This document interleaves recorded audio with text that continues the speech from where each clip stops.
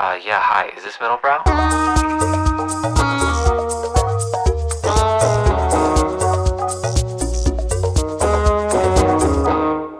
What's up, everyone? Welcome to the Middlebrow podcast. I am one of your co-hosts, Brian Park. I'm Dan Rosen. I'm the other co-host of the Middlebrow podcast. Are you making fun of me? Yeah. It was off as I was saying it. The diction was too clear. Great. You brought the camera today, so that's good. This is going to come out before the other one, so the listeners aren't even going to know what's going on. What? Am I watching Tenet right now? Yeah. What's up, Dan? Christmas is around the corner. This is our last episode before we each embark on our family journeys. You're going on a cruise. You have to say that with your chest, don't you? I don't think I went. Have you been on a cruise? You're going on a cruise with your family. I'm going on a cruise with my family. Brutal, bro. I think it's great. Well, I'm going into 2026 with an open mind and an open heart. I think it's going to be a wonderful experience. You're going to come out with like a David Foster Wallace essay? No. What you learned? No. I'm going to go to the toga party. I'm going to have a good time. Where are you going? And where does the cruise go? To the Caribbean with the U.S. Navy. To Epstein Island. We're going to Caracas. We're part of the fleet. Great. Yeah. For my bar mitzvah, my family decided that we should all go on a cruise. 13 is maybe the last age where you should be allowed to be on a cruise and where it's exciting. Look, this is something that my parents love. Okay. And they're big cruisers. Oh, they're huge. Okay. They're huge into it. So, well, report back. I'm treating this like a writing residency. Oh, okay. Yeah. You're not going to get any. Oh, yeah. Every time I'm on a flight, I'm like, I'm going to read a book. I'm going to write 10 bits. And then you just watch like Transformers Bumblebee. You're not going to get anything done. I might discover something about myself on the cruise. Okay. But I know for a fact that I'm not going to do the snobbish New York thing, which is what David Foster Wallace and Lauren Euler did, which is I'm going to go and I'm going to shit on all these people who are there having a great time. Yeah. No, I'm not going to do that. Okay. Yeah. You're going to be one of them. You're inner Texan, middle America. It's not. It's just who I am. It's the fabric of who I am. Oh, yeah? Is there a lot of cruise goers wear La Mer? Is there going to be a lot of that? 100%. A lot of other Venn Space MF Pen jacket? It might be. Okay. Yeah, there might be. You can be the only one. Bring some sweatpants, baby. I want to hear what our guest thinks about cruises. Let's bring him on the pod. Listeners, fix your collar. Thank you, Dan. We're matching again. Are we matching, Jay? No, not at all. Every time not at all. We wear something remotely similar. Brian's now paranoid because one time we both wore plaid. I want to know what is the matchy aspect that you're even like talking about? I don't even see it close. Jay, can you, for our listeners, Brian, who are Asian. You? Who are you? Whoa! Hello. I'm a person who is practicing anti-racism. My name is Jay Jurden. I'm so happy to be here on Middlebrow podcast with Dan and Brian. Whatever they're about to say about Asian people, I disagree with. Whatever. I say I love Asian people. Okay. I love them. Wow. I can't get enough of them. Jay, you heard it here. Jay hates Asians. No, I'm actually pro-Asian hate. I mean, on my first album, I wanted to come up with new stereotypes for Asian people. Okay. Like I wanted to say stuff like, well, Asian guys, they have the best shoes. Like those sort of tiny tweaks to the culture. Because I think every now and then when you update stereotypes, like another one that Asian guys have great calves and great quads. Okay. Like those are good stereotypes. That's what you want. My dad is a 90-year-old Iranian man and he doesn't leave the house. Yeah. So all his racial stereotypes come from Jeopardy. No. But they're all, he'll be like Asian women. Yeah. Very good with state capitals. They're like, okay, all right. In an attempt to connect, my mom at one point told me that there was a good chance had things gone a different way, I could have ended up half Iranian. Really? Yeah. Whoa. There was a Persian man who did not play by my mama. That would have been a great... I know. Who's that? Tehran. Tehran, yeah. He's the one. He's the only one. He's the one doing stand-up. He's the one. And also it's fun and Lil Scrappy. I think Lil Scrappy is half Iranian. Really? Either who's half... Lil Scrappy? The rapper from Atlanta. He's half Iranian? Half Iranian. He's head buster, I think... he was signed with Lil Jon's, like he was kind of in that crunk era of music where they're fighting in the club a lot. But I think Lil Scrappy is half Iranian. I think Tehran, naming himself Tehran, actually makes him somehow less Iranian. Yeah. Black rappers will sometimes have a secret extra ethnic identity. They like when people found out Future was 1/4 Korean. Yeah. Like the past 2 years. Wait, what? I'm breaking news. Y'all didn't know this? No. I did not know this. Yeah. What Yes. the fuck? Yes. Wow. I'm Yes. like, you see the smile on my face? You're gonna start pretending to like You Future now. got even like a so happy. You got so happy. Future's a quarter Korean? Yeah, I Guys, think that Future, counts for you now. Future is What a the quarter hell? Korean. I think him and Tyson Beckford are like the two most famous examples of like sexy Blasian men that And people. Tiger Woods. And Tiger. Whoa, Is Is he problematic? I said sexy. Was Tiger Woods sexy? He's sexy to a You certain audience To the people he demographic. cheats with. Yeah. The people he cheats with, and the Trump Swedish family now, models. and the Trump family Oh, yeah. now. Yeah. He's Kaya Trump's Dad. Yeah. stepdaddy. Oh, because he married the ex, right? Jesus. He married Don Jr.'s ex. So Tiger Woods is in the administration, sort Yeah. of. Yeah. He's on the board of directors of Mar-a-Lago now. Didn't Michael Jordan say Republicans buy shoes too? Oh Tiger my Woods God. took that like to the extreme. Yeah, that's Republicans play golf too. It's why would you adding the two to that is Yeah. crazy. Republicans play golf. You'd almost have to say Democrats play golf too. Yeah. If you play golf, you instantly become a little Republican. You're fighting against. If you say you play golf first, you have to prove to me that you're not Republican. yeah, like, at let me that see point. who you voted for. Yeah. I don't know. Golf is one of those sports. Anything like rugby, polo. Like there are a lot of sports where you go, oh, Republican coded. Republican, yeah, for sure. I only play Republican coded sports. Yeah, because you Brian? aspire. Brian, what are we playing? Tennis, golf, squash. Okay, I would put tennis right in the middle. Tennis to me is centrist because like we've had enough cool tennis players that like. I want it to be less cool. Yeah. Less brands, make it elite again. You mean That's tennis? my take, yeah. Yeah. Okay. There's yeah. too much inclusivity happening in the Oh sport. my god. Okay. You want more anti-vaxxers. Yeah. in tennis. What other groups do you A want to return kick to out tradition. of sports? Brian, Wait, we have to introduce Jay. Brian, I have We such kinda bad did. news. I have such bad news for you on the tennis court. If you wanted to get more exclusive, Wait. Did we introduce you, Jay? We didn't introduce Jay. We kind of introduced. You introduced yourself. a little bit. Well, you're a very, very funny stand-up comedian. Thank You have a you. new comedy special out. Yes, it's on Hulu, but also on Amazon TV Prime. It's on Apple TV Plus. It's on Soon YouTube all to be TV. on Netflix. I don't know what's gonna happen with that. It's a but tile on Pluto. It's a very good comedy special. It's out currently, and I'm also on tour with the Nothing Special tour. So yeah, You're booked and busy. I'm trying to be booked and busy. And maybe one of the best dressed. Oh my God! comedians. Thank you. It is Maybe one of the few who tries. the bars. but- The bar is low. Yeah. The bar is extremely low. Bar's low. I look at both of you and I go, you look amazing. And it's us, and like we were saying before, Adam Pally. Adam Pally. Adam Pally fitted. Caleb looks great. Uh-huh. I love what Caleb does with style sometimes. And then Steve. It is. Sam J. I love what Sam J does. Sam J is like a bit more ostentatious than me, but she comes with some shit I love. But like, Yeah. Do you think about it though? When you're like, is there? I have thought about it less. But I thought about it so much over the past couple of years, and now it's become ingrained. So there are things that I kind of instinctively do now. Yeah. So I don't have to. I dress more shittily when I come to like the cellar. Yeah. I'm like, I can't. This is too. I can't wear Margaret Howell at the cellar. You know? I don't. can't- I think you can because no one is going to know. They're not. That's what I'm saying. So esoteric and niche, like these. But just like the people at the cellar are gonna look at your Margaret Howell and be like, "This man is wearing ill-fitting clothes." No. and they're not gonna think anything beyond that. No, I it's think like you're cool, and like I think if But you you're don't part want of to be cool. It's not cool to be. It is cool though. not cool to be It's cool. still Is it cool cool? because you're on stage. It's still cool because who's the coolest people when they wear something kind of like a little different? You go, oh, that guy's cool.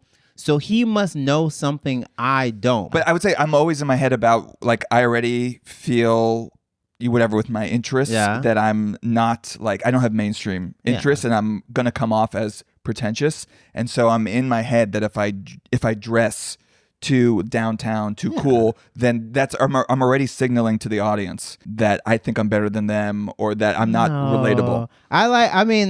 Someone Rules are a little different, I think, for. But someone like Nick Thune Nick Thune like puts shit on, but then also Yeah. still comes out and does his stuff, and like he just kind of makes people go, "That's what that guy's gonna be wearing for the next 15 minutes." Okay, hell yeah. Yeah. But I've been there a little bit. I think a gay black man can dress in a slightly different way. I think people want you to be. But they don't. I dare say it's. But they're not asking, like right now, I'm not like approximating like workman's wear, but this is like a fun little like Club Monaco waffle knit and then like a J. Crew. Yeah. Like this is like for people listening. I like this. Walking around. Jay's in like a Drake catalog. Yeah, but this is also like a fun little Ralph Tuck and like just like some sneaker boots. But there's like a more fabulous version of this I'm not gonna do. So I do get there's a ceiling as far as like how nice you want to bring shit to the summer. Yeah. Like with my I have like this, different than the special or when you're in the Tonight Show. And well, the Tonight Show is like very interesting because the more you do it, the more casual you get, and then sometimes you can like flip a switch and go back to like when I wore a lot of Air Force Ones. I see a lot of Air Force Ones. I mean, generally comedians are. What is up with that? They're all like, "Ooh, I got my Tonight Show special. Time to get my Jordan 1." Brian, this is what comedians with love. a bomber jacket. Me and Diego, who is another comedian who I love, Diego Lopez. He can dress, very funny, very sexy, MMA, beat the shit out of you. Really kind of everything you need. A sexy male redhead. What? Yeah. So a sexy male Latino redhead, by the way. He and I were like making fun of the amount of bombers, high tops, and also like sometimes like if they go for a lower profile, like some dunks, straight male comedian specials. It was like a bomber jacket was in the rider, like bomber jacket, and one that cuts off like just below your ribs. Yeah, the lowest. You know, I watched Zooey Deschanel is married to one of the Property Brothers. Yeah. And they did like a home tour recently, and he was wearing just the tiniest bomber that just like if he wasn't wearing a shirt and he lifted his hands up, it would go above the nipple. It is one of those things where like cropped is in, but not that way, so it still signifies that they are wrong. I think there is a gender dynamic at play here where I think men, like let's just assume cishet men as audience members,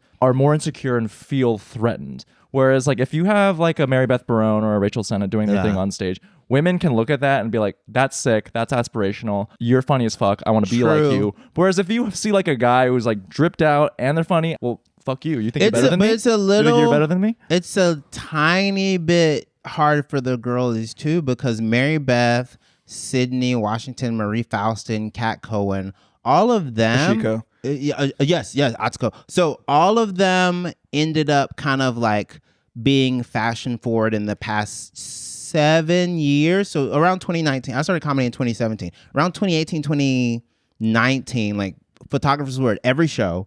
Every girl started like renting like performance pieces and like returning them and like really making it like a cultural moment. That's right. Like right before like Rachel and Io popped off too. Like they were in the mix too. So people were aware of kind of like not just faking it till you make it, but like also like some photographers. Oh, let's get some pictures out of this high quality camera. That's when being hot started to matter. And that's everything. Jason Zimmerman had an article about like the rise of the hot comedian, and it was so funny because my big gripe. That was about you. No, it wasn't. My big gripe was like he kind of focused a little bit on like hot boys, and like that's not what it really is, because like hot boys in comedy are still like you kind of get made fun of. So like I'm playing against that. You do post a lot of bulge on Twitter. I post a lot of whole body. It's not just the bulge.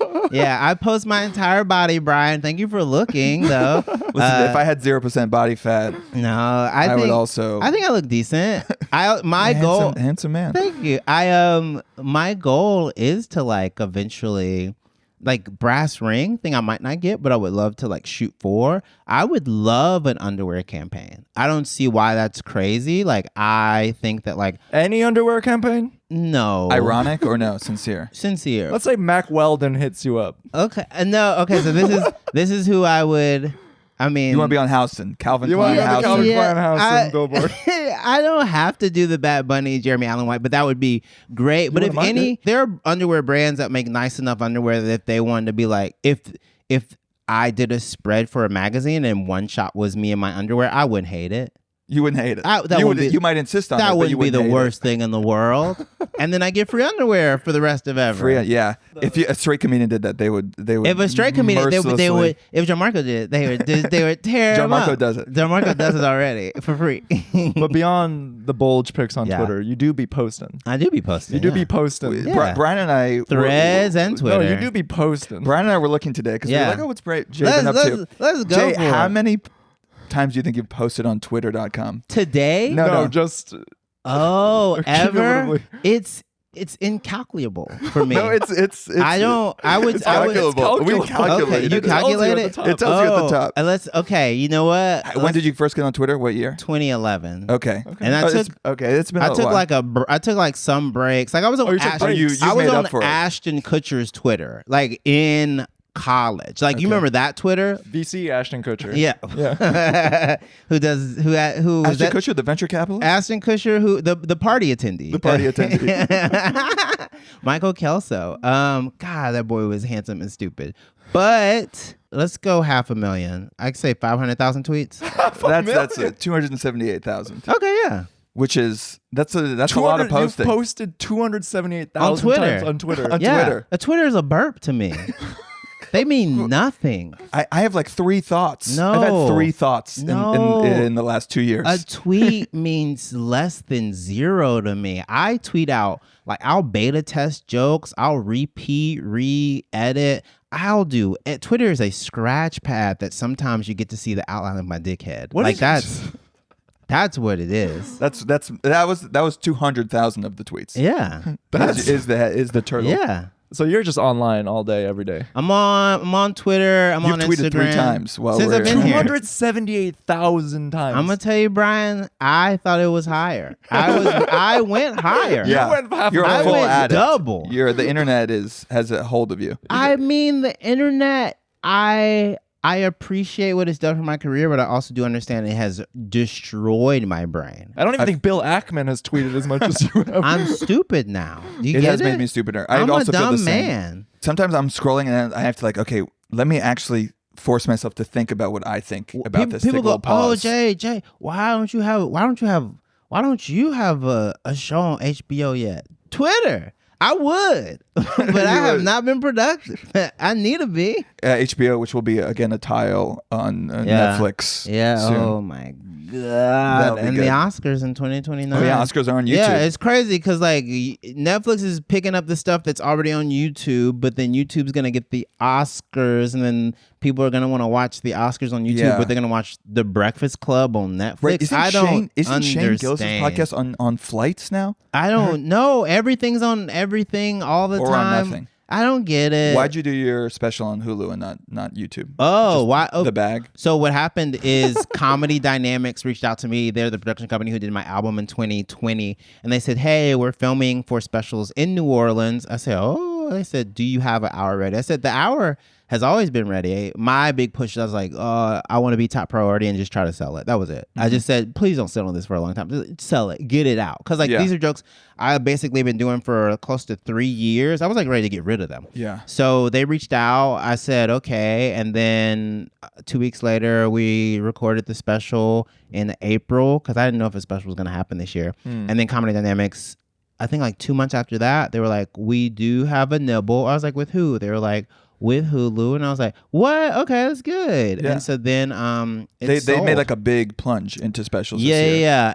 But Hulu wanted more specials because they wanted to basically have like both the Hilarious series, which is their kind of produced. They backed the truck up for those people. Me, it was an acquisition deal. And people don't like talking business, but I think transparency will help everyone in comedy. So a production company paid me, shot my special. Yeah. They sold that. And then they sold rights to that. So you didn't make money off the sale? I made money off of the upfront, and I made a little bit of money off of the sale, and I make money off of the album via SiriusXM comedy, like Sound Exchange. So I made money at every point. It wasn't whatever money you think is in comedy. It wasn't that money, but there's also a small caveat where a lot of people will make their special for, they'll make a special for $120,000 and then they'll sell it to Netflix for 2 years for $200,000. So they made $80,000 and you take your team, taxes, and everything out of that. So whenever people talk about like a $2 million special, like that is an outlier. But whenever you start to talk about like famous people, you have to go to Riyadh for that. Yeah, famous, but even that wasn't like. I hate this sounds classist. They were talking about the Riyadh money like it was like crazy money for some of these people. And for some of these people, it was the money they make in the U.S. all the time. Yeah. So they just wanted to go over there. They really wanted to in that stadium that looked like the Senate from Star Wars. Yeah, and I feel bad because like Mo Amer was saying that people were like shitting on Arab people, and I don't think people were shitting on Arab people. I think that people were just who the comedians there were shitting on? No, it? Mo Amer said that the people who were making fun of the comics who went were shitting on Saudi Arabian audiences, and I know him to have a good heart when it comes to like the plight of Palestinian people, and like he's been so vocal from the beginning. But like he got this one a little wrong because like everyone, I don't think that was the issue was people like, had. Yeah. No, let those people laugh. Right. It is crazy that you know a guy who killed Jamal Khashoggi, and you were like, hey man, I'll do whatever you want. Yeah. That's the crazy part. I'm not gonna lie though, when I saw that Dakota Johnson went to Saudi Arabia. And I know we made fun of her on the podcast, but I actually... And Emily Ratajkowski. But I respect went Dakota Johnson as an artist. I'm serious. Madam Web. I am being vulnerable with you. Brian, as a bisexual, you can just say you're horny. Because there are multiple pictures of Dakota Johnson on the internet right now. I'd be like, she can do whatever she wants. No, I don't care. She's a beautiful woman. Dude, I stand Dakota Johnson. Madam Web. There was a part of me, Dakota Johnson? There was a part of me that was like, I gotta look into this. Is this all propaganda? Like, what's going on over there? Khashoggi was kind of a dick. What did Trump say? That like a lot of people didn't like him? Yeah. Well, I mean, the idea that like you can go over there without critique is one that you shouldn't have even entertained. People are going to make fun of you for a little bit, and then you just have to like deal with it. Like I didn't understand all the comics who got so mad that people made jokes. You weren't excommunicated from comedy. You got to still come back to the stage. You got your money, and people are going to make fun of you for a little bit. Like even when people brought it up to me, like Jesse David Fox and I talked about it on a pod, some people were like, oh man, what's the difference between like doing this and doing anything in the States? So I was like, okay, once again, if you went to Mar-a-Lago and you performed for Don Jr., people would make fun of you a little bit. That's all it is. That's all it is. Yeah, that was the most cynical, that people were trying to make it seem like just going over there. It's like, no, if any comic went to Saudi Arabia or Turkey or any sort of country and performed for the people who live there and like whatever random venue, no one cares. No one would say shit. It is that you were allowing how you were presented to people and the good graces associated with you to be grafted onto the Saudi government. You cut a commercial for the Saudi government basically by doing that. And so like just like any sort of commercial gig, people are going to make fun of you because comedy's very nature is like the minute someone makes enough money to do something that we can consider kind of selling out, you do make fun of them. You think people didn't make fun of me when I did the Tonight Show? When I do it 4 times, they go, "Oh, Jay, you want to do the Tonight Show?" I get that people make fun of the Tonight Show, but part of me being a comedian, because it's normie. Well, they think it's normie. They think it's like they think late night is 100% dead. They think a 5-minute set is stupid. They think not cursing. People made fun of you for doing the Tonight Show 4 times. 100%. That just sounded like a flex to me. Well, no, but to these people, the most current and kind of most important comedy currency is that stupid fucking Mike in Austin. Yes, who's your biggest op? Kill Tony. My biggest op? Yeah. People who don't like me. I'm trying to think of someone who listener Jay said you could ask me anything you want. I'm trying to think of people. I know like all of those. I know Austin like folks. No, not all of the Austin people because there's some amazing comics in Austin. So when we're saying Austin, we're talking like Joe Rogan. Yeah, I don't think I'd be welcome at the mothership, and nor would I go. I'm gonna be in Austin in February and in April. That's good. You know. Do you ever sometimes like I'll look at who like commented negatively on my video? Yeah. And then I'll look at their page and they're like, "I'm glad you hate me." Yeah, I'm good. It's a Rick Sanchez quote, but like it's not. I don't care for your cheers because I don't care for your boos because I've seen what makes you cheer. When you see something like that, like, oh, what did you watch of mine up until now? Yeah. Like, how did you miss everything else? And you're like, he's on my side. And I think that the people who are my ops are also people who think I'm like a comedy snob and a snoot. A lot of people. Probably Matt Rife. I think if Matt Rife Rife is your op. Yeah, no, like I'm like he's doing okay. He's threatened by your abs. No, maybe it's like a psychosexual thing. Truly, happening. the big thing for me is that like I don't like people scamming patrons. I don't like you. You think he's scamming patrons? Yeah. I think he's just a Chippendale show. Yeah, that is the service he's providing. I think it's worse primarily because there is a level of there's a level of scamming that goes on in stand-up comedy now when people say, oh, I really like this video online. I'm going to go see them in person because this is supposed to be a commercial for how good the show is. Right. And the hardest part about using crowd work as your commercial is that the very nature of it is ephemeral and you have to be in and of the moment. So that's an impossible guarantee. It's a pretty high standard. And I've seen a lot of people attempt to generate crowd work. That's what I'm saying. In real life. But it's an impossible bar to set. The bar you can set is, oh, that guy's got a lot of really good jokes. I can't wait to hear some more of these jokes in this hour. But that was UCB. That was the UCB. That was 10 years of everyone waiting online being like, they're going to make it up. And it was mostly bad. Yeah. Yeah. I mean, I think who else is like an op of mine? I think it's probably a bunch of old straight dudes who don't like that, like, I'm a loud queer like comic who kind of makes fun of them. Like, if anyone's ever homophobic before me, like, and I get to go up after them, I'm always like, ooh, a lot of gay talk from a straight guy. And the crowd laughs at them because usually I can win a crowd over pretty quickly because I'm affable and you know. But at least with Matt Rife, I know that he's done stand-up. But you have this huge proliferation of comedians who only come up online and then they go on tour. Yeah. That to me is an even bigger scam than whatever Matt Rife is doing. Well, the scam with those That's people, just a meet and greet then. Well, yeah. I mean... But does their audience even know? That's also the thing. Like, they're not stand-up audiences. They don't go to shows. I wonder if even Matt Rife audience, like, do they Who else know? Do they go yeah, to? do they even know that they're seeing something truly awful? Like, not a show, like, not an act. They're like, that's the person from my phone. And that's it.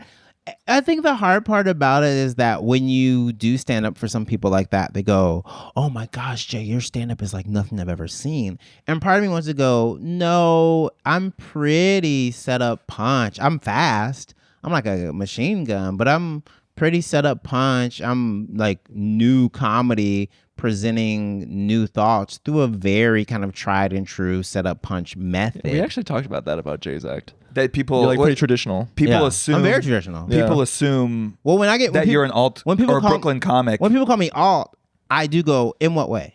Yeah. You think alternative lifestyle also falls into alt? Because alt, to me, an alt person is someone who does an entire looping like video component with the song and they're responding to the file they already sent. Yeah. And they're doing comedy in a way that I could not dream of doing because my brain is so hardwired for like joke.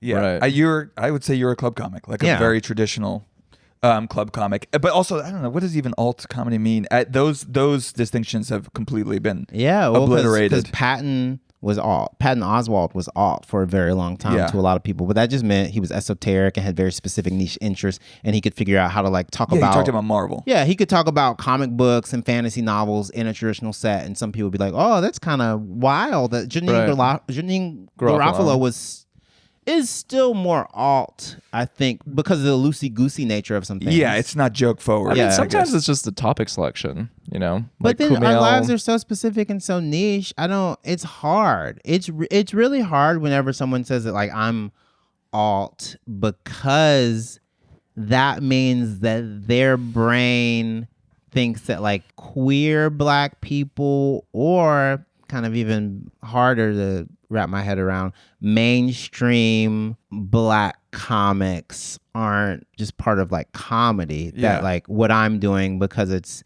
not, you know, mainstream comedy is straight. Anything that's not. Yeah, anything that's not straight. Yeah. They go, oh, Jay, you kind of, well, not even Bernie Mac, because they'd be like, Bernie Mac's like a black comic. I'd be like, well, but to me, Bernie Mac's a comic, but like because people love that Def Jam set. Yeah. But so many people kind of go, oh, there's black comedy, and there's just mainstream comedy. But mainstream comedy is so influenced by black comedy that black comedy is the only reason you have mainstream comedy. If you look at like Pryor, if you look at any of the kind of origins of what we're looking at comedy now in the 70s, like it was black and Latino. It was fucking, you know, it was like Jews like one-liner, and then Pryor made it like confessional and story, and it's kind of the intermingling of those two. And even Freddie Prinze. So when people do that, I just kind of go, oh, you don't know the history of it.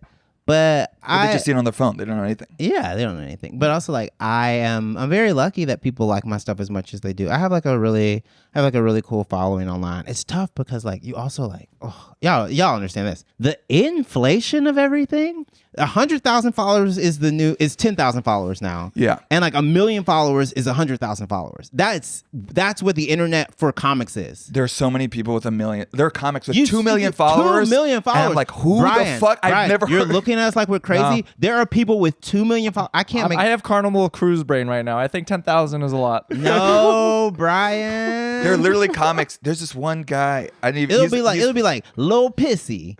And you'll be like, Lil Pissy has 906,000 followers. Lil Pissy's like, we're on the way to 1 million, y'all. Come see me. I just sold out my shows this weekend. We're adding a bonus show. I'll do a meet and greet. Audience, He's posing with Druski. Yeah, like, what? You go, what? Oh, Druski is people. That's another op. Hilarious. That's another op. He's an op. I fucking love Druski. Druski is an op. Why do you hate Druski? Okay, I've said it. I'll say it again. What the fuck? Druski be taking advantage of people. Druski be taking advantage of people. Druski is a reality TV show producer and puts people in situations He's Simon Cowell. He's not only is he Simon Cowell, he's Simon Cowell mixed with Natalie Nunn. He's Andy Cohen, but sinister. Yeah. Drewski be doing some evil shit. Like, I don't know, man. So not his own sketches. You think like, the thing where he brings people in. Yeah, not his sketches by himself. You want to be like a TSA worker in a tight t-shirt, do whatever. Like, people gonna laugh at that. But like, when you start like putting people in the house and making them fight and making them argue, you think it's morally evil. That's evil. If you're white, that's just Nathan Fielder, though. Maybe. But have you heard of Zeus Network? Yeah, it's the goddamn devil. Lemuel Plummer. Do you know Zeus Network? It's the goddamn devil, Brian. No, this is not a. So this is a streaming service. It's evil. It's no. Wait, it's what not occurs on this? So imagine if you could just watch people fight like pit bulls. Yeah, that's what it is. But this is what is. But this they just make so much money. Yeah, is It's that evil. what are these the children of like evil. World Star? Yeah, is it Children of World Star meets like Basketball Wives? Okay. So it's like this weird mix of like very online social media people who want to see like women, who want to see black women beat each other up, and who want to see people who have no musical ability audition for a record company. And a lot of these people do have. A lot of these people are, in my opinion, a lot of these people are somewhere on the autism spectrum and also in such dire financial stress that to them, once again, I'm going to sound classist and elitist. He's Black Kill Tony is what you're saying. It's evil. I mean, yeah, it is essentially. Yeah. He's doing Black Kill Tony. He's doing a thing where he dangles $50,000 in front of people, and a record contract for a fake record company. Right. And he dangles it in front of them. And they like fight for it. I mean, they have to talking about Lemuel or Drewski right now. Talking about Druski. Yeah. I mean, it's like depraved, late capitalism shit. It's the Hunger Games in a way that like, he's not giving people weapons, but he is like shooting them being the worst versions of themselves, and they can't exist anywhere. And now they have to become these internet lolcows. I can't look at the that's T-Mobile that's commercials Mr. the Beast. same anymore. Like Mr. Beast, yeah. Is the maybe more refined. Is the more refined. I'm really that motherfucker is so evil. He said, I locked my fat friend in the gym for this much time, and if he loses weight, we'll unlock the doors. But if he doesn't lose weight, he doesn't win the money. Like, that's terrible. No, it's complete. I mean, we've talked about how it's like they're thinking about content backwards. They're like, what? They're thinking about the thumbnail. Yeah. And then working backwards to what is the quote unquote art. And it's barely the thumbnail. I don't want to talk about Mr. Beast anymore. He's gotten too much free advertisement on this podcast. If we do it for comedy, it's the people who say, "Oh, I want to get famous. I don't want to get good." Whereas, like, I am of the camp. I want to be good, and I want people to think I'm whatever level of fame because I'm good at stand up. I would hate if people were like, "Oh, I love Jay." I've never seen the stand up though. Oh my god, it would. That's it. They're just known for the online. You're an online persona. But would you do mics now if you started now? I don't think any of us would. I do mics now? I don't think we would start in the same way. I would do a mic, but this is what I would do. I would do a lot of front facing videos. I would probably do some like low budget sketches, and I would do mics. I would do mics only so that I could make sure I know how to crush in front of people. Because like that is still important to me, even if I had this brain. But would you have known? That's the thing. Like if you're starting out, I don't know. Like you know that because you know that you need years of open mics and to hone your skills and whatever you performed in college.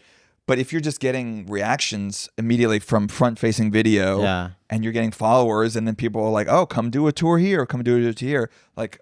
Why would you waste your nights with the biggest losers in the New York City? All I hear is you complaining about the system. I'm not complaining. It's just what it is. I saw Dan 45 minutes ago. You 3x'd a subway take. 3x speed. You can't even give the respect to watch it. Which one was it George's? It was. George Severus. George had a very funny one. I love George. That's insane. I listen to podcasts. I'm getting fine mad with at the audience.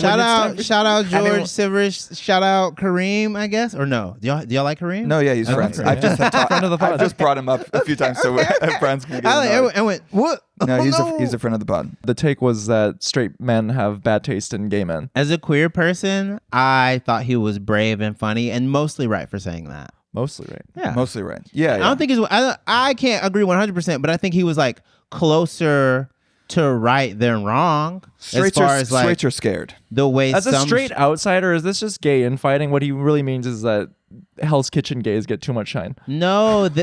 What he means is there are safer gay choices that like straight people can make. He also means that like straight people's opinion on gay stuff should be secondary, if not tertiary, to like other queer people and gay people's opinion. So like if a straight person is telling me that's a good gay person, I'm be like, well, you really don't get to decide.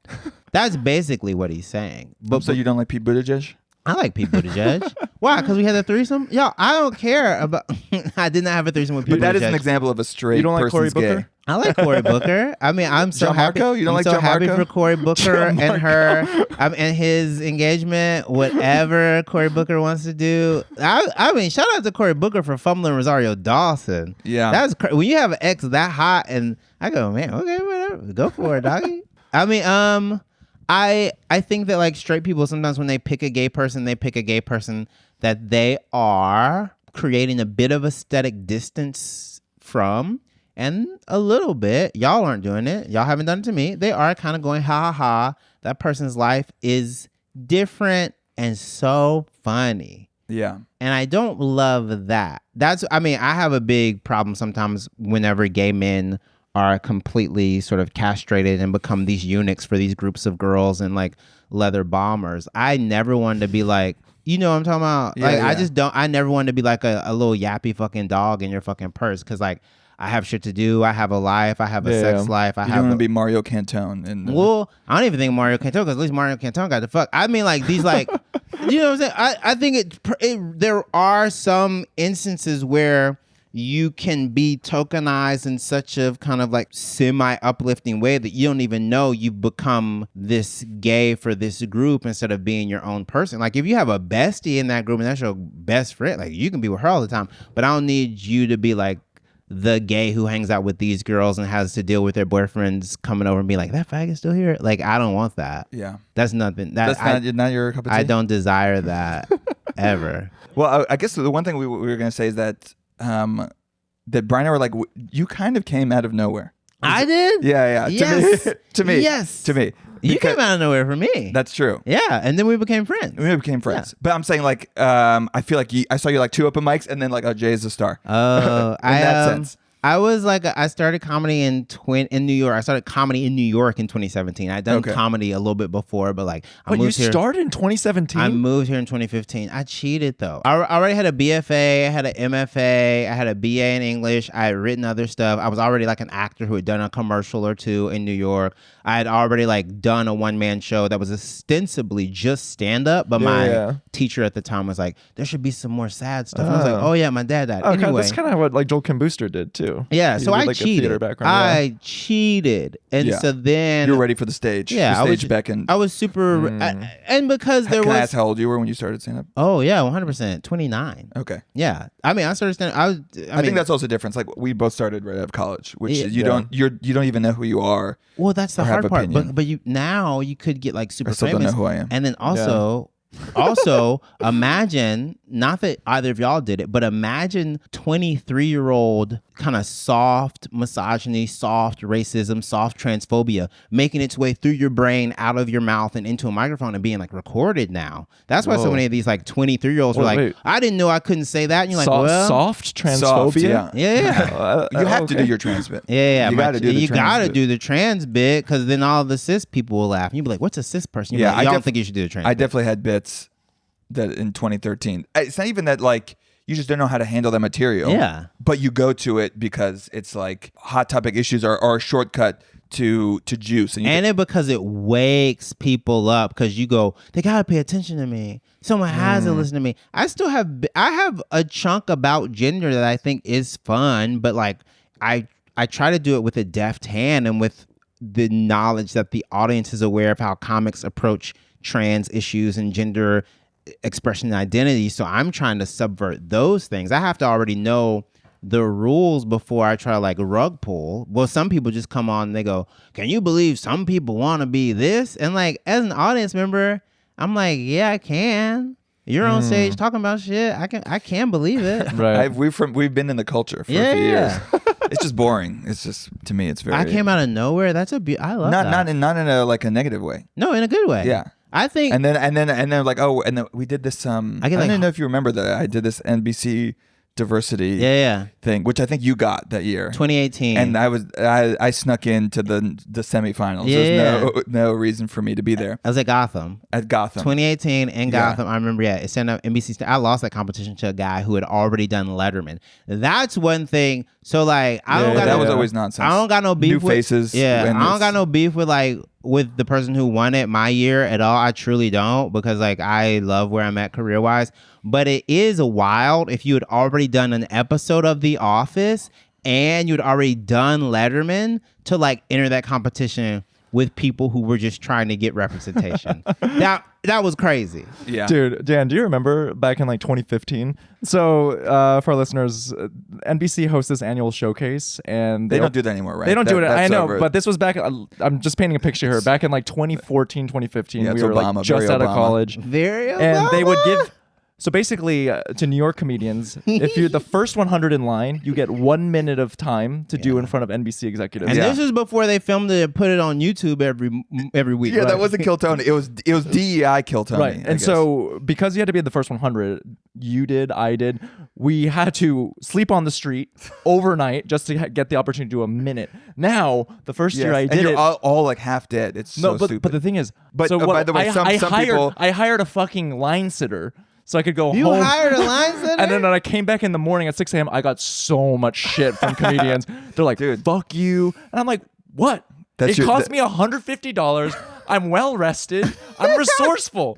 That's your VC background. This is when you got a 0 to 1. I should have become a private equity. That's like a PE move right there. By the way, and then I realized that, and this I did by the second or third year once I had a manager, that the managers get you to skip the line. Yeah, they just get you a the spot. managers or the agents do get you. That's what the rich get richer. That's what I did. Yeah, okay. So that's what you got. That's where it came from. The wheels were greased. I still remember your Miranda. I'm a Samantha. Yeah. 100%. Read him as Miranda That's like writes. Bird. Brian and I have talked about how like early jokes from people. And you remember, Brian will remember what jokes that I completely forgot, but for some reason they're just like etched in your brain. I think the hard part right now in stand-up is that, again, you said there's no industry. There's also no one who's like even trying to help people by saying, oh, you should do this. Now everyone online is just saying stuff like, I don't know, get in a fight with an audience member, film it. Yeah. Like they're telling you they're giving worse advice now. I had someone ask me for advice. I'm like, what the fuck do I know? Yeah, I don't. I mean, you know stuff. I've seen you're friends with some cool people and you've got some cool stuff going on. Yeah, but not about how to make it. Like, and I'm sure you're the same way. How can you give anyone advice on your path? Yeah, I think the advice that I get away with saying, and this is my opinion, and it is very much one thing that I am kind of hanging my hat on, is that if you are good at jokes, people, because we live in such a drought of being very good at a bunch of jokes, people will go, oh yeah, oh my gosh, that's very good. So if you excel, I mean, what's your favorite sport? Tennis. Okay, we'll go basketball.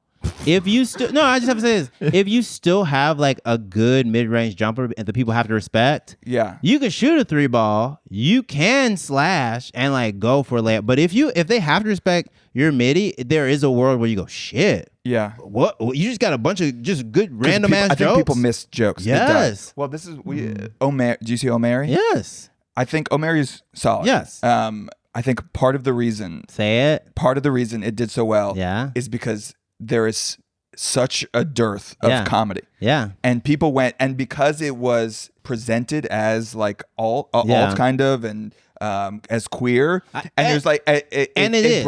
It is. I think it is queer. But it's also like it's all history. It's also like Monty Python. Like it's just like boom, boom, boom, Monty boom, boom. Python and the jokes. The joke density of 30 Rock and drag, but it is like good jokes. All these jokes are not missed, and all the jokes aren't 10s because you can't give a person, a bunch. You can't give a person a laugh every 15 seconds and have all those jokes be 10s. What you have is a bunch of really good 7s and 8s, and then you like lull them, and then you give them a 10 or an 11, and then you go back to those 7 and 8s. Yeah, and I think there's been a focus much more.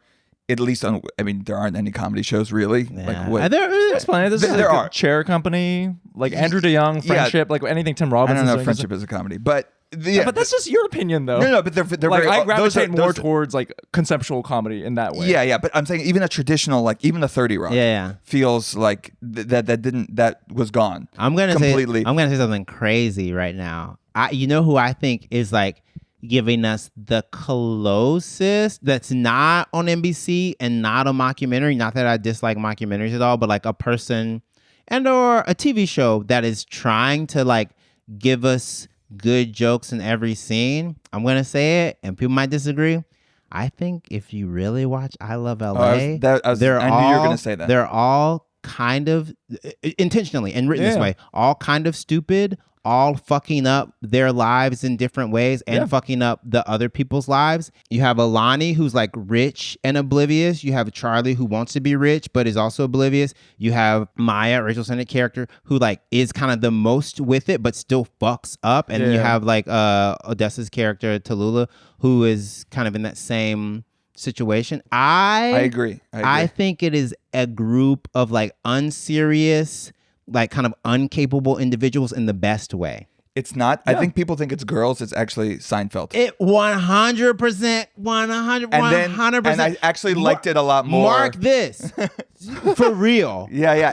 And truly. I think I didn't love it at the beginning because I was like, the conversations are vapid and none of the people are likable. And that's because I was kind of wanting girls. You went, wait a minute. And it's like, oh, if I actually think about it, like all these are actually just horrible people trying to like facing the repercussions of doing despicable shit, and their lines are like sharp, like Forrest Whitaker. What's her name? True Whitaker, but Alani, her lines are like I also am like, oh, that's a fucking sharp line, and very funny. And you could say like people like in the way that 30 Rock, you're like, this wasn't the first pass. Yeah. Like there was a joke bucket, and this one made its way to the top. Yeah, and that I can actually appreciate, and that feels refreshing. Yeah, and so like I love that. I think it's girls in the sense that if you look at the worst parts of Marnie, you go, okay, some of that's there. Yeah. If you look at the worst parts of Shoshana being like super kind of neurotic and like worried about everything and trying to be a perfectionist, but also still trying to like be a fun, cool girl, like that's there. If you look at the sort of like capricious nature of Jessa, that's there. And if you look at Hannah being like, I'm smarter than all of you, and then everyone be like, no, you're not, you're stupid, just like them. I love the joke density in that. So like, that's like, and not the obvious, like there, there's the obvious joke that the Jordan Firstman character can say and all that. Yeah. And it's like, oh, it like 30 Rock is like you went one level deeper and smarter. Damn. Yeah, you just asked for like how to say that. thought. I was gonna say Jordan Firstman's my favorite character, but you're like the obvious joke. If you laugh at his character, I like you fucking pedestrian. I was saying they don't just write like the stereotype of there are stylists just like Charlie. There are gay boys who will style you on a photo shoot who are just like that character. Oh, so I met one recently at WSA, and I was like, this is how you lead your life. I mean, like, I'm saying this as you're a horrible person. I'm saying this as a queer person. They'll be like, Brian, we just met, and the first thing they said, you should be like, oh my God, that guy, he gives the best head. And you'll be like, what? No, we don't know each other like that, baby boy. Not at all. What? They'll be like, yeah, no, that guy. Go ask him. Go. No, I can't. He's like making you homophobic. Yeah. Like, I go, first of all, I know he's sucking my dick already. Yeah, you know. Secondly, no, we can't do this. But no, I get that. There's some people who do Jew stuff. They're like, you're making me anti-Semitic. Like, I watched your special, and it's not. I don't like this at all. The big one thing I can say, like, if we are talking about the year, names, Dan. I mean, we know who I'm talking about. One thing that like I get mad about now is that if you do, let's say you do have some money as a comic, you know what? Fuck it. I won't get it. I'll say it. I think if you are Sebastian Maniscalco, now just hear me out. If you're Sebastian Maniscalco, and this has nothing to do with his comedic style, his comedy style, his actual clothing style, yes. If you are like the most important Italian American right now, that's kind of like your tip of the hat calling card, Chicago at the United Center. He's my favorite queer comedian. Is Sebastian Maniscalco. Yeah, because Italians are just gay Arabs. They're just gay North Africans. If you are the kind of like visible Italian comic, I want one of these fine Italian style houses to dress you for your special. I don't want you wearing your own merch bomber in the United Center. That's one thing I think about. Talk about cropped jackets. In my head, I go, Gucci, get a hold of this man. Anybody, because you can do whatever. Armani. That's what I'm saying. If Italian is the brand, you can do it where people go, that looks good. Yeah. But that looks good to people with taste. But the median is Sebastian looks good as hell. He's not doing Venice. He's doing Vegas. He Venice. looks great. Venice and Vegas. No, but I honestly think that Italian like boomers and Gen Xers, they would prefer a nice suit jacket. I think if you wear that bomber or you wear your own merch in front of them, they're gonna be like, you want to put on nothing nice? Yeah. That's what I think. That's my opinion. Wait, this is my stand-up hot take, and I want to get your opinion. Oh yeah, okay, do it. The biggest comedians in America. Okay. Their service is essentially to be a minstrel act, to throw their culture under the bus. Wow. So if you look at like Sebastian Maniscalco, he is like an average person's idea of what an Italian person is. Okay. Or if you look at Bill Burr, if you ask an average American, like, hey, can you do like a Southie Boston guy? Yeah. And so they only serve to reinforce those stereotypes. And that's why if you look at Asian comedians, the only big ones are the ones with Asian accents. Like Ronnie Chang, he's not really American. He's an outsider who criticizes America, the system. But there is name one Asian American comedian who does not do an Asian accent who is selling out stadiums. Brian feels this. It doesn't exist. Because I was about to say... I'd say even Shane Gillis is that too, but for white people. Oh, I thought you meant for Asian. No, for Asians. Oh, yeah. That's Nick. That's Nick Mullen, I think. No, it was Shane at the very beginning. At the very beginning. Yeah. I'm trying to like rack my brain now. Is it because they think that people want to hear? It just captures the most laughs because then.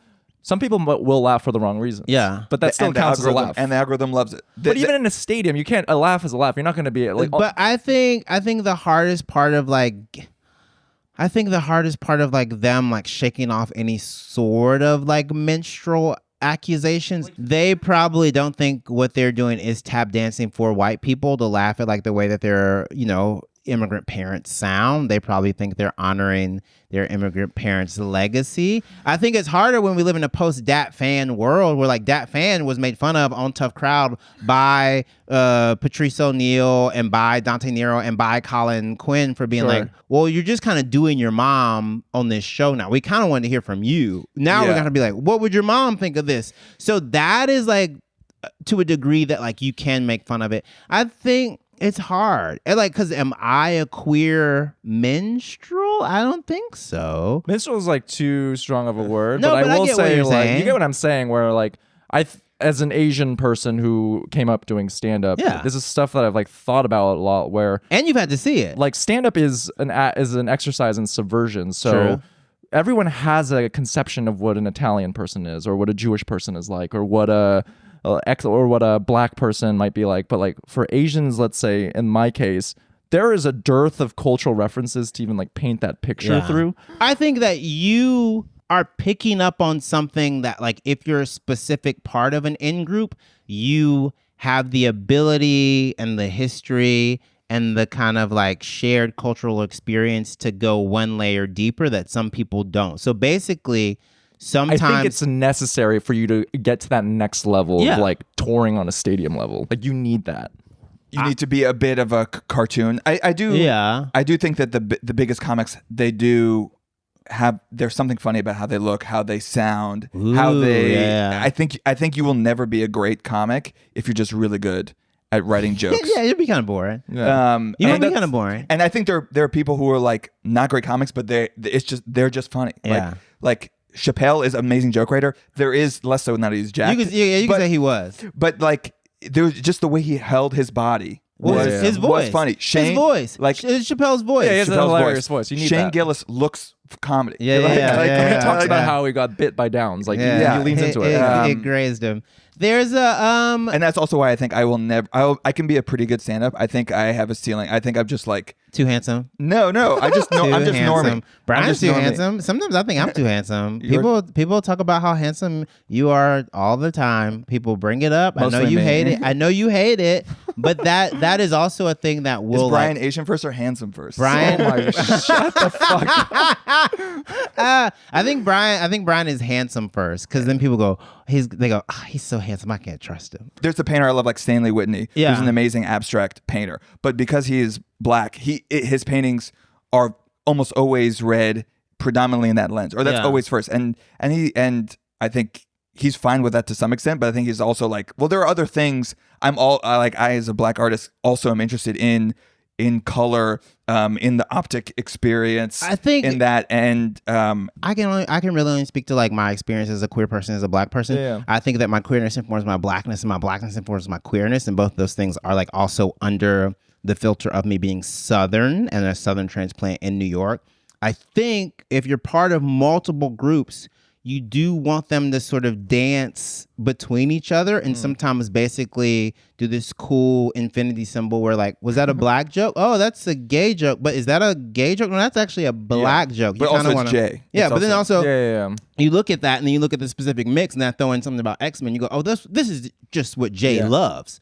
So I think it's harder now to like really sort of like boil down into things as far as like what people are. But I agree with you in the sense of like, if you want to make it to like the kind of most normie coworker, sometimes you have to do not just palatable shit, but sometimes shit that is like a little bit beneath you. And like I said at the beginning of this, there are people who I'm okay with being like, Jay's stuff is too fast for me. I'll be like, you know what, baby? I am too fast for you. You know what? You know what? Watch it again and see. But put subtitles on. Yeah, I do. Yeah. Another thing about Ali Wong is selling out stadiums. Yeah, but her first few specials, she was leaning on like the motherhood. I mean, Uncle Ben is like that. Uncle Ben? Who's Uncle Roger? Uncle Roger. Yeah, sorry, Uncle Roger. Uncle You Roger. read the Rise? Yeah, I read the Rise. We talking about Rise or we talking about Spider-Man? He killed Uncle Ben. We talking about, wait a second. Yeah, that's the black and the Marvel. And that's you're the like, black and the Marvel with me. I go, you Spider-Man, talking about Spider-Man, you talking about Rise. Okay, that to me is that is a little different. If we're talking about like Uncle Roger, but it's hugely rewarded. Yeah. By the algorithm. Yeah. And the incentives of the algorithm are to, I see this a lot. Yeah. That it's like someone of a specific identity. Yeah. Like doing the stereotype and getting massively rewarded for it. Oh, I mean, by the algorithm. It's tough. If I was like sucking dick and eating fried chicken on camera, I'd get so mad at myself. Sucking fried chicken. If I was sucking a fried chicken dick on camera, I'd be But I'm a snoot. I'm so snooty. The elitism I have in stand-up comedy, a lot of people don't have, but I just like have shit that like I am a person who goes, I want to do my hour. I want to do a bunch of really good jokes. I truly don't want to talk to you. I don't want to come out and like do a bunch of shit that you think is popular right now.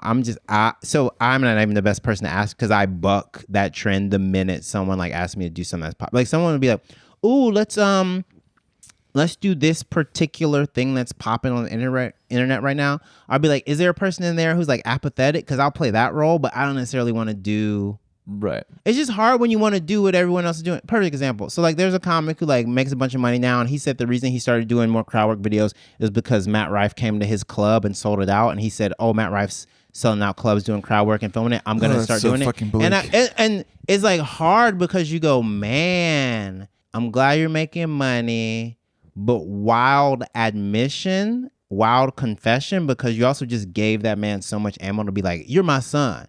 Yeah, you copied me. My hot take is I don't think it's a hot take, because everyone has been saying like the only way you can make it as a minority is if you're the most palatable one to white people, and being palatable sometimes is just having recognizable trope. So I don't think it's that much of a hot take. That's my hot take. You think it just is what it is? I'm It's palatable to entertainment. white people. You're We get it. there's no way around. At some point, you have to be palatable to someone. You and what did Michael Jordan say? White people buy shoes too. White people buy shoes too? No. It is interesting that like there like that group of people who, you know, I would say there was a period of time maybe in like 2016 to 2020 where there was like okay, we've actually have 50 of this white guy. Yeah. And we can maybe look at some other people for like whatever, Comedy Central or these things. And then I do wonder if that kind of birthed. Yeah, you can say it. I think that like when you send Andrew Schultz and Shane, all these guys, you're and we're like, okay, we're actually focusing on this. It's so fun. And then they actually, in a weird way, birthed their own demise. Yeah. Because there was still a hunger for that, and that kind of comedy specifically for like middle America, for a white male audience, and that grew wildly popular on YouTube, on podcasts, outside of the traditional Hollywood structure. And I think that devoured comedy. And now they're coming begging back from them. But even I think Scholes and Shane would also remind a lot of their fans and kind of like the industry that gave them a bunch of opportunities, that Shane and Andrew are only as funny as they are because they hung out with black people a lot growing up. Like there's like a patina of blackness on Shane, certain on white people. Schultz, you think on Yeah, Schultz? but on Shane too. In Philly, Shane was like very funny in Philly in front of black people, and that's how you knew you were funny enough to like go mainstream. It's a very, I mean, Schultz's voice. but Is but you know what I'm saying? Like you, like for sure. They aren't Jim Gaffigan white guys. No, they aren't even Louis white guys, and Louis hang out with Louis fucking directed Pootie Tang. Like Louis was hanging out with black. Like these are the very specific nuances. And they have a cadence. They're much more the children of like of Chappelle, and Kevin Hart, and like that. Kevin's from Philly, and Patrice, and Patrice. So there is this like caveat on like when you have like the white boys that blow up, because like if it's a white boy who's kind of like right next to some blackness, if the blackness comes off a little bit, then like white boy audiences, what they say is like, oh, he's funnier than me. Pete Davidson. That's not, you know what I'm saying? Like if you think about the younger generation, and that's primarily because stand-up is like, once again, it's a also there is like the coolness that people identify in that is a little bit of the blackness. You go, is them doing a little like you go what? You go, oh, he said for the bros. He said what's up? Timothy Chalamet's doing what? Oh yeah. Why is he talking like that? Oh man, turns out, guess what? That Marty, he might be supreme. Like there are. Yeah, those G's. Where do those G's go at the end of the word? Those you go, disappeared. oh man, white boy of the month. He's like, I'm so gracious. I'm so honored to be white boy of the year again. Damn, you're saying that his true religion jeans and Timberlands aren't his own personal choice? I think they are his personal choice. But that's what happens when you go to LaGuardia and you hang out with a bunch of people who also listen to Nicki Minaj at the same time as you. If you like Soulja Boy, you aren't cool because you're cool. You're cool because you then know how Charlie Kirk wasn't dressing like that. Well, here's the thing, Charlie Kirk. He learned about that from Candace Owens. That's what I'm saying. Charlie Kirk was like listening to Kanye because Candace put him on.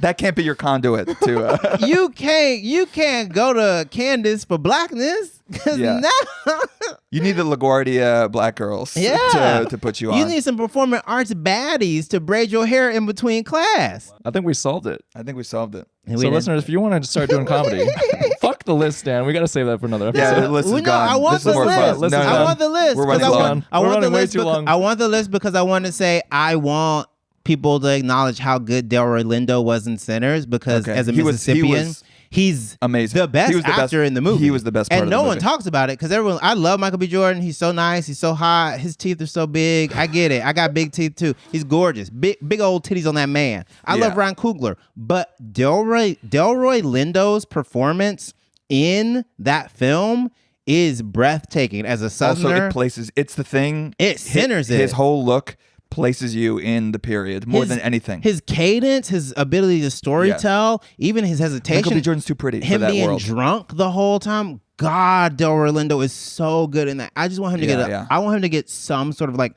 nomination from these like adjudicating bodies. I need him to get some sort of accolade because it's insane how good he is. And I think they're going to give it to both Michael B. Jordans. They're going to give it to him twice. I think I want him to get a supporting. That's like one thought. The second thought I had about the year was that like, and this is connected a little bit to like comedy and blackness and Kanye and you right now. Me and Kanye. And Dan Mabuhay. Are you ready for it? Are you ready for it? Let's hear how I'm connected to Kanye. Guess Besides what? the Jew thing. Prep is back and it's going to be here for a little bit because we're in the early 2000s again. So Prep is not this thing that people are going to like cast off next year. People are like, oh, I can't believe Benito Skinner wore that tiny Miu Miu polo. Let me tell you who's going to be wearing tiny polos for the next 3 years. Everybody. So get you some polos, get you some Oxfords. I bought a pair of like. Also, it's a messy. I also think it's like a messy time. Yeah. And people don't know where to look, and like there is something like safe, and Prep is like okay with the codes and context. There are the codes. I know what to do. There's famously a handbook. Famously a handbook. Have you read the Black Ivy? I got Black Ivy as a Christmas gift. I think 2 years ago or that a birthday gift. It's very J-coded gift. I mean, I have a joke in my current hour where I go, "Hey, I'm a brother, but I'm also a Brooks brother." Okay, very nice. Brian like that. Prep is back as your prediction. Prep. Not just back, here to stay for a while. I mean, like it's 5 years. Because like people don't know what to do. People also look so silly when they go full streetwear with like no history behind it. The pants are too big. Prep can really help people kind of find an easy entry point into like not just menswear, but like whatever your style is gonna be. Once you hit 30, Prep can stay with you forever. I don't think it's ever left though. It did leave. It did leave. I think it was. You think it was gone? I think in the 2000s with the skinny jeans. Not only with the skinny jeans, I got some videos in them. My shirts were getting big. My shirts were getting big, Brian. I like look at some of those videos. There's one very funny. You were like Justin Bieber, like I wasn't that big. The I wasn't that big. Tee, no, but there's a video of me from a Don't Tell set where I'm wearing like these like kind of like cool cargos, and I'm wearing like some waterproof Salmons. But like you know what I'm wearing on top? A big ass brown t-shirt. And like I don't know if I would wear that big ass brown t-shirt now. The sleeves that go to your forearm? Yeah. Yeah, how Mark Zuckerberg dressed now. Yeah, exactly. That's actually, you look at him, you go, oh, not that. No, we got Jason's. Yeah, we'll save our best stuff for our next episode. We'll save it for Hunter Harris. But you know what? Oh, I love Hunter. Yeah. I love Hunter. I'm supposed to promote the special and all that stuff. Yeah, I think I can do it. Where can people find you? You can find me. The publicist has a gun to your head right now. No, she doesn't. Maya's the sweetest one. There are some people on the team who be like, talk about the special, but not Maya. Sweet Maya. Maya's been at podcasts where I go off the rails. You can find the special on Hulu and Amazon Prime, Apple TV Plus, YouTube TV, I think Vimeo too, and it's an album. But you can find me on all social media, just at Jurden, JayJurden. You have 278,000 tweets to go through, listeners, if you enjoyed this. Everyone, go to the Twitter. It's where I get real. Go to the Instagram. You can see Jay's thoughts on Barack Obama's. He just put out his lists. What? Barack Obama? I'm working on a joke about about his music and book lists. I'm working on like, you remember when was that Lucy Dacus that was like mad at Obama? For what? Because didn't putting out fake lists. No, he doesn't actually listen to anything. Because she was mad. She was like, I don't want to be on this war criminals list. And everyone's like, don't worry, it's not him. Don't worry. It's Malia. Hey, it's the war criminals nepo baby. It's a nepo war criminal. They're like, you don't have to worry. He was really focused on other stuff. She was mad. She was like, I don't want to be on this list. And everyone was like, you trust me. I shit you not. The Barack Obama list for music has a Kendrick song and a Drake song. Yeah. And what typifies Obama more than that? Kendrick and Drake. Just like I appreciate both for their aesthetic contributions to the black musical history. You know what? This is actually a hot take right now. This is the hottest take. I'm saving it for the end. We're gonna clip it. I'm okay with people dancing to Drake. I'm mad at Drake because I don't like that he made. I don't like that Why he is that? I dance to Drake all the I time. dance to Drake. I never stop dancing. Let me tell you something. I love Drake. What is a Kendrick song that you can dance to? I love Drake more than now, Kendrick. Right now, Kendrick in the black community, okay. I am going out on the weakest limb by being like, we can still listen to Drake because they're gonna be in the comments like, Jay, I trusted you. I think that we really kind of turned They Not Like Us into like this new barometer on blackness that did a disservice more so than like being like they're beefing, and then it ended up being kind of like this bigger situation. I'm mad at Drake because I don't like the fact that he like made fun of Megan getting shot in the foot. Like I have personal issues with some of the shit he does sometimes. I don't like him going on Aiden Ross. There's a bunch of shit he does I do not like. I do think if you listen to any old Drake, you put that on the club, man, let me dance a little bit. Damn. Put on some old Drake if that's what you need. So like the Kendrick, Aiden Ross, by the way, the number one in the Jew draft, we're giving that guy away. Not to who? To who? to the whites. The whites? The whites. But the whites only like him because like the minute he gets mouthy, they get to be so anti-Semitic. I would like that guy to disappear. And there's nothing Jew. That to me is like full American Jewish assimilation. Yeah. When you look at Aiden Ross, and like there is zero. Him and like there's another, and then one of the Nelk boys is also Jewish. And like you are the Nelk boys. Are y'all gonna have BB on this one too on this podcast? Yeah, we're gonna have BB. Let's time down once you get to Nelk boys. All right. Follow Jay. Watch his special on Hulu. Great for the holidays. Great for the whole family. Yeah, it's not great for the whole family. Yeah. You gotta be an adult. You're gonna be adults. Yeah. Show your grandpa some U.S. Open hole jokes. And follow the pod, Middlebrow pod. You can find us on Happy socials. New Year. Bye. Okay, that was Middlebrow.